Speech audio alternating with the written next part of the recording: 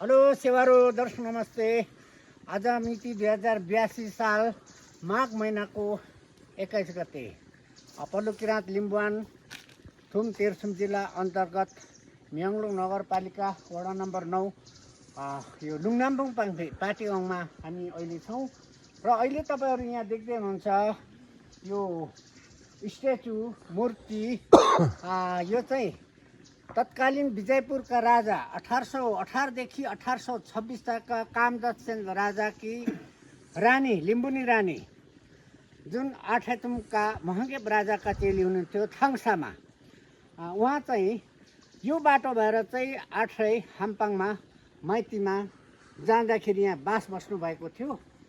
बास बस्दाखेरि चाहिँ यहाँ चाहिँ के समस्या छ भनेर सोधी पोख्छन्दा यहाँका प्रजाहरूले यहाँका छरायासँग जुन चाहिँ अहिले छराय भनिन्छ होइन, सुक्वाबा, सदेम्बा, ठेगुबा, सिङजाङ्गु, अङलिङहरू, खक्लेङहरू र यहाँ चाहिँ हिउँदो लागेपछि चाहिँ हामीले चाहिँ खानेपानीको चाहिँ ठुलो समस्या छ। वस्तु प्राणी मान्छेले चाहिँ खानेपानी समस्या छ भन्दाखेरि चाहिँ लु त्यसो भए कुनै एउटा पानी उम्रिने ठाउँ छ हो त्यसो भने लु म चाहिँ राजासँग चाहिँ म अनुमति मागेर म कुवा खनाउँछु, पोखरी पनि खनाउँछु भने पश्चात यहाँ पानी उम्रिने ठाउँ यहाँ चाहिँ दुईवटा कुवाहरू, यता एउटा छ भने यता पनि एउटा कुवा त्यसरी चाहिँ गाह्रो लगाएर चाहिँ खनाउनु भएको छ र पोखरी यहाँ तल यहाँदेखि हावाई रास्ता 150 मिटर तल ठुलो पोखरी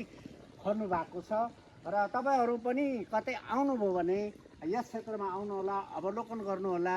यसलाई हामी पर्यटकीय स्थलको रूपमा विकास गर्ने हेतुले हामी थाङसामा हाङमावरक मूर्ति धारा भनेर चाहिँ संस्थापित दर्ता गरेका छौँ।